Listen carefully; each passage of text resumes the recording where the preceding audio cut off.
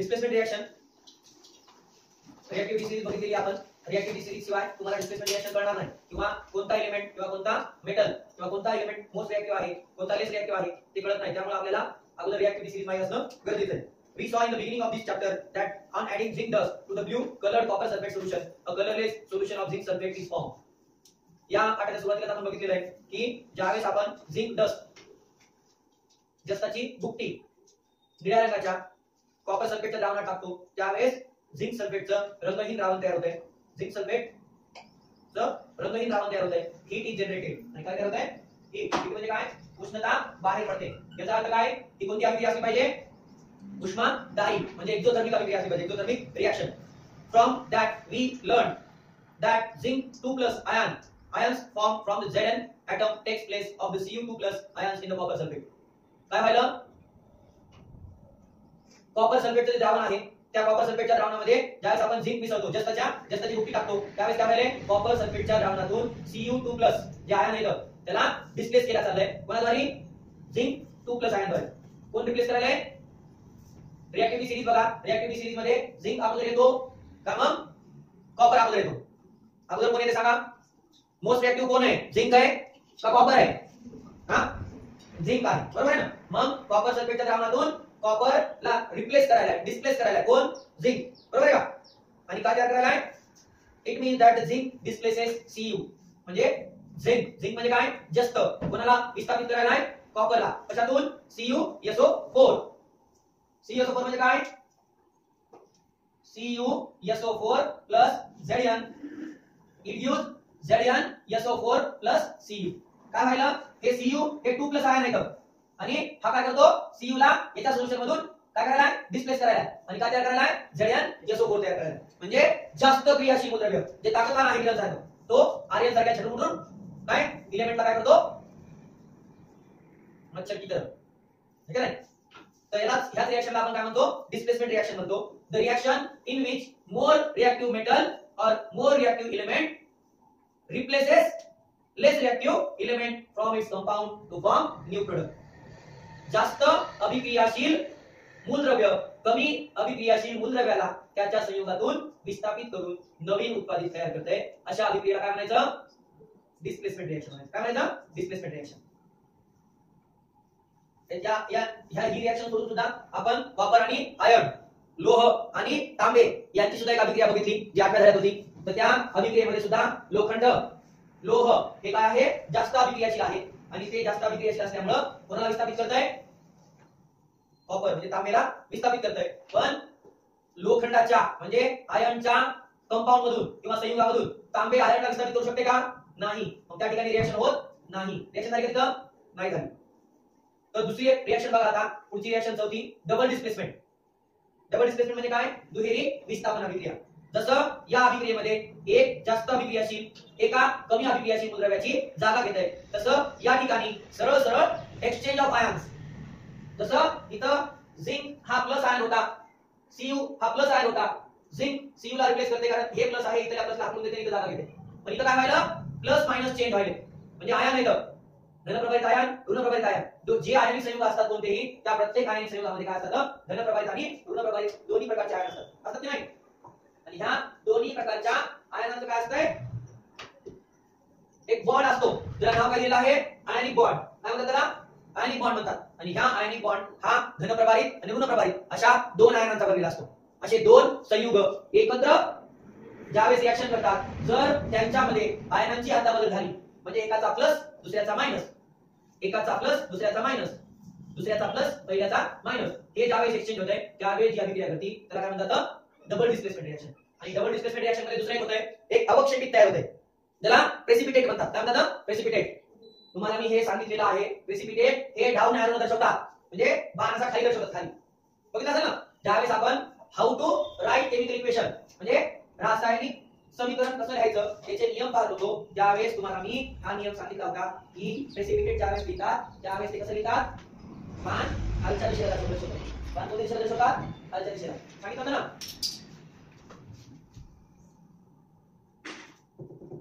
काय करायचं? Ag plus करायचं त्यानंतर NO3 आहे ना मायनस करायचं प्लस Na प्लस करायचं Cl मायनस करायचं. पुन्हा काय व्हायलं AgCl प्लस NaNO3 अशी तर रिएक्शन नंबर 9 अशीच आहे का बघा. मग याच्यामध्ये काय झाले बघा, जे Ag प्लस आयन होता, NO3 मायनस आयन होता, इकडं Na प्लस आयन होता, इकडं Cl मायनस आयन होता. तर Ag हा ह्या मायनस Cl ला गेला. म्हणजे Ag प्लस होता तो कोणाला गेला, Cl मायनस ला गेला. आणि NO3 जो होता तो कोणासोबत आलाय, Na प्लस सोबत आलाय. म्हणजे इथं काय झालंय, exchange of ions. The reaction in which exchange of ion takes place to form a precipitate. That reaction is known as double displacement reaction. ज्या रासायनिक अभिक्रियेमध्ये आयनांची अदलाबदल होऊन अवक्षेपित तयार होतो, या रासायनिक अभिक्रियेला काय म्हणायचं, दुहेरी विस्थापन अभिक्रिया. अवक्षेपित म्हणजे काय, पाण्यात अविद्राव्य पदार्थ. Recall the activity 3 in which you added potassium chromate K2CrO4 into barium sulfate. काय केले तुम्ही, K2CrO4 कशामध्ये ऍड केलाय, BaSO4 मध्ये ऍड केलाय. तर काय होईल बघा, काय रिएक्शन होईल बघा. याच्यासाठी तुम्हाला अगोदर याच्यातले आयन्स लिहावे लागतील, नंतर त्याचं एक्सचेंज ऑफ आयन करावं लागेल, आणि त्यानंतर हे लिहावं लागेल. Write down the balance equation for this reaction. यासाठी बॅलन्स इक्वेशन तुम्हाला लिहावं लागेल. अगोदर तुम्हाला याचे आयन्स लिहिणं गरजेचं आहे. आयन लिहिल्यानंतर मग त्याचं एक्सचेंज ऑफ आयन करायचं आणि त्याची बॅलन्स इक्वेशन सुद्धा लिहायचे. तर हे आयन लिहून आणा, म्हणजे आयन्स तयार करा पहिल्यांदा. याचे 9वीच्या पुस्तकामध्ये मूलक आहेत, त्याचा वापर तुम्ही करू शकता. याच्यासाठी SO4 ज्यावेळेस लिहिता, आता CSO4 लिहिलंय, H2SO4 लिहितो. ज्यावेळेस आपण SO4 लिहितो त्याची बरोबर नाही -2 आहे SO4 ची संज्ञा, आणि BH किती आहे, BH किती आहे, +2 आहे. ज्यावेळेस त्याचे आयन तयार होतात असे, त्यावेळेस तुमच्या लक्षात येईल की कोणता प्लस आयन कोणासोबत लावायचा आहे आणि कोणता मायनस आयन कोणासोबत लावायचा आहे. आणि त्यानंतर मग तुम्ही काय करता, त्याचं एक्सचेंज ऑफ आयन्स करता. आलं लक्षात, ते करून आणायचं आहे. हे वरचं कसं गेलंय त्या टाइप मध्ये करायचं आहे. ते कसं केलंय आपण, त्याच टाइप मध्ये करायचं आहे. K2 काय, पोटॅशियम आहे ना, पोटॅशियमचा एक अणू पोटॅशियमचा काय करतो, एकच प्लस देतो ना, दुसरा पोटॅशियमचा एक देतो. म्हणजे याच्यावर कोणता चार्ज येईल, K2 वर कोणता चार्ज येईल, +2 येईल ना, बरोबर आहे का. मग राहिलेलं जे आहे त्याच्यावर कोणता चार्ज येईल, -2. तसंच Ba वर काय येईल, +2, SO4 वर काय येईल, -2. याच्यामध्ये प्रेसिपिटेट कोणतं तयार होतंय, will you call this reaction a displacement reaction or double displacement reaction. आणि याला आपण डिस्प्लेसमेंट रिएक्शन म्हणणार, डबल डिस्प्लेसमेंट रिएक्शन म्हणणार. हे लिहून आणायचं, कळलं का. त्याच्या प्रश्नाची उत्तरं लिहून आणा. जर नाही आली तर मग मी सांगतो, जमते ना.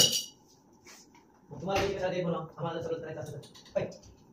आता यानंतर ज्या रिएक्शन आहेत त्या आहेत एंडोथर्मिक आणि एक्झोथर्मिक. एंडोथर्मिक म्हणजे काय आणि एक्झोथर्मिक म्हणजे काय, तुम्हाला त्या दिवशीच ज्यावेळेस रिएक्शनच्या कंडिशन्स बारवर लिहिल्या जातात तेव्हा सांगितलं होतं तुम्हाला. काही अभिक्रिया घडून आणण्यासाठी टेम्परेचर लागतंय, काही अभिक्रिया घडून आणण्यासाठी प्रेशर लागतंय, काही अभिक्रिया घडून आणण्यासाठी काय लागतंय, उत्प्रेरक कॅटलिस्ट लागतंय, लागतंय का नाही. तर अशा वेगवेगळ्या कंडिशन्स असतात, त्यावेळेसच त्या गोष्टी होऊ शकतात. Endothermic and exothermic processes, the heat is absorb. काय केली जाते, एकतर उष्णता शोषली जाते और गिवन अवे बाहेर टाकली जाते. एक तर ऍब्सॉर्ब केली जाते, म्हणजे ज्यावेळेस एखादी गोष्ट उकडायची तर त्याला हीट द्यावी लागते ना, नाही. Various processes and reactions accordingly the process, प्रक्रिया ज्या आहेत त्यानुसार त्याचं तापमान, उष्णता द्यायची का उष्णता नाही द्यायची हे ठरत असते. कोणता पदार्थ आहे आणि कोणती रिएक्शन करायची कोणत्या पदार्थासोबत.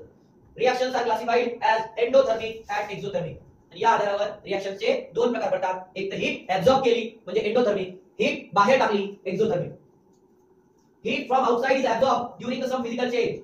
जर तुम्हाला एखादा फिजिकल चेंज घडून आणायचा असेल तर हीट ही ऍब्सॉर्ब केली जाते. काय केली जाते, ऍब्सॉर्ब केली जाते. त्याच्यात कशामध्ये, काही भौतिक अवस्थांमध्ये भौतिक बदल घडून आणायचे असतील. बर्फाचं पाणी करायचंय, उष्णता शोषावी लागते. पाण्याचं वाफेमध्ये रूपांतर करायचंय, उष्णता शोषून घ्यावी लागते. For example melting of ice, बर्फ वितळायचा आहे तो उष्णता द्यावी लागते, उष्णता शोषून घ्यावी लागते. Dissolution of potassium nitrate in water, काय करायचं आपल्याला, पोटॅशियम नायट्रेट डिसोल्यूशन करायचं कशामध्ये, पाण्यामध्ये. Therefore these are called endothermic processes. ज्या ठिकाणी तुम्हाला अभिक्रिया घडून आणण्यासाठी उष्णता पुरवावी लागते, पुरावी नाही पुरवावी लागते, ठीक आहे. पुरवणे आणि पुरणे, पुरवावी लागते किंवा द्यावी लागते, ती प्रोव्हाइड करावी लागते. हीट इज प्रोव्हाइडेड, किंवा जी हीट आहे ती द्यावी लागते, त्याला काय म्हणतात, एंडोथर्मिक. थर्मिक म्हणजे काय, उष्णता थर्म है ना. तसं एंडो म्हणजे आत उष्णता द्यावी लागते. On other hand heat is given away, underline करा हे. उष्णता ही बाहेर टाकली जाते. कधी काही अभिक्रिया होत असताना उष्णता ही बाहेर टाकली जाते, त्याला आपण काय म्हणतो, एक्झोथर्मिक म्हणतो. Ice from water, ice from water, पाण्यापासून बर्फ तयार होता का, उष्णता बाहेर टाकली जाते. This solution of sodium hydroxide in water. अच्छा, सोडियम हायड्रॉक्साइड ज्यावेळेस पाण्यामध्ये डिसोल्यूशन केलं जाते त्यावेळेसही. Therefore, these are the exothermic processes. In this process, in the process of dilution of concentrated sulfuric acid,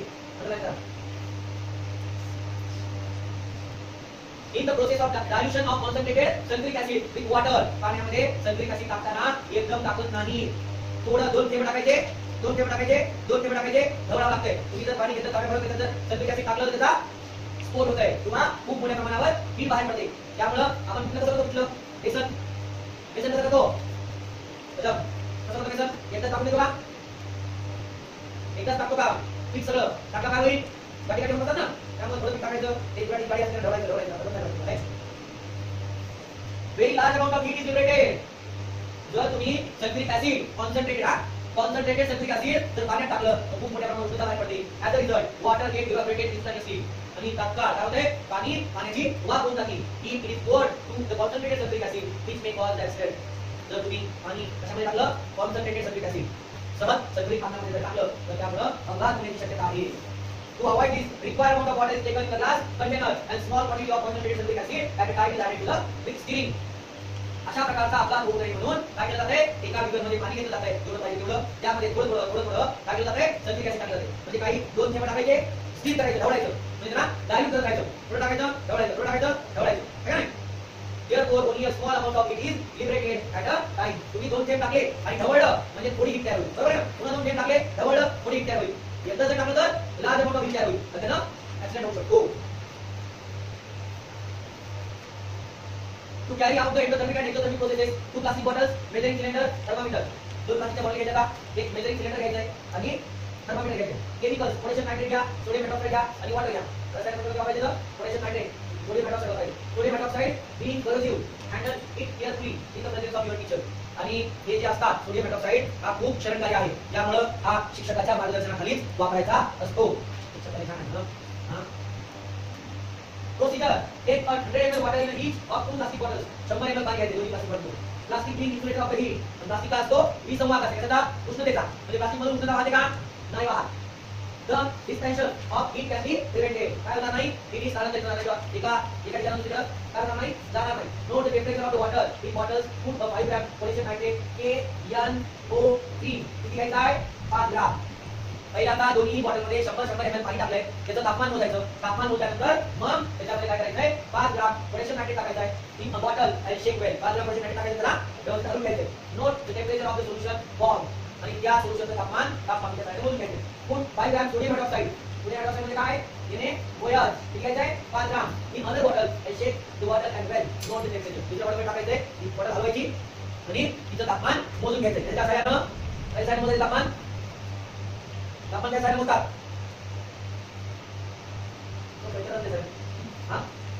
लक्ष द्या समोर.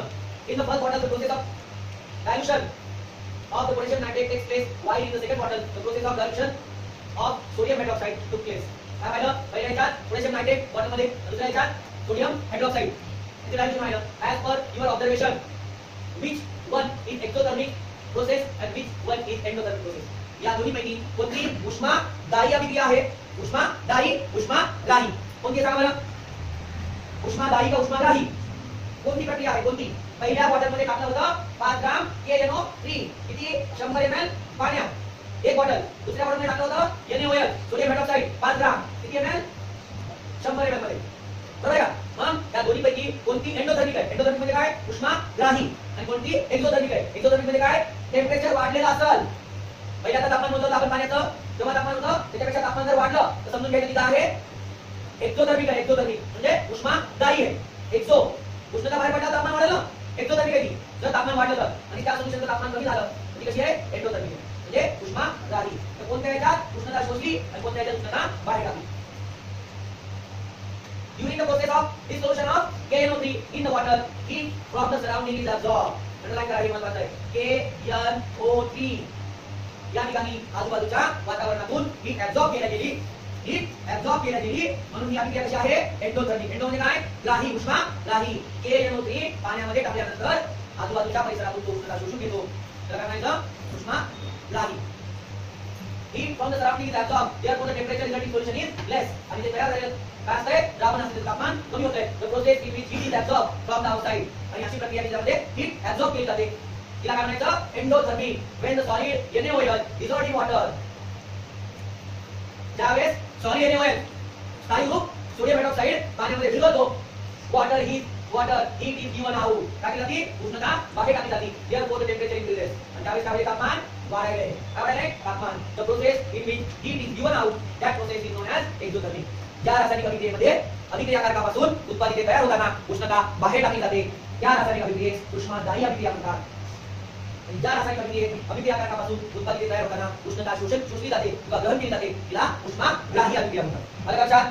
उष्मादायी एक्झोथर्मी उष्माग्राही एंडोथर्मी.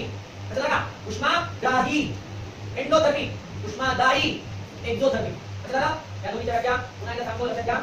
ज्या रासायनिक अभिक्रियेत अभिक्रियाकारकापासून उत्पादित तयार होताना उष्णता शोषली जाते किंवा उष्णता पुरवावी लागते त्या रासायनिक अभिक्रियेला उष्माग्राही अभिक्रिया म्हणतात. ज्या रासायनिक अभिक्रियेत अभिक्रियाकारकापासून उत्पादित तयार झाल्यानंतर उष्णता बाहेर टाकली जाते त्या रासायनिक अभिक्रियेला उष्मादायी अभिक्रिया म्हणतात. आलं लक्षात. बघा endothermic and exothermic reaction. Therefore, the exchange of heat in the chemical reactions as well. According to some chemical reactions are exothermic. काही केलं तरी काय हीट एक्सचेंज होते कशामध्ये केमिकल रिएक्शन मध्ये म्हणजे उष्णतेची देवाणघेवाण होते. बरोबर आहे ना. आज तुमच्याकडे आपल्याला उद्या तुला तुला दे काय ना तिच्यामध्ये सांगते काय ना माझ्याकडे काय नव्हतं. According to some chemical reactions exothermic while the other are endothermic.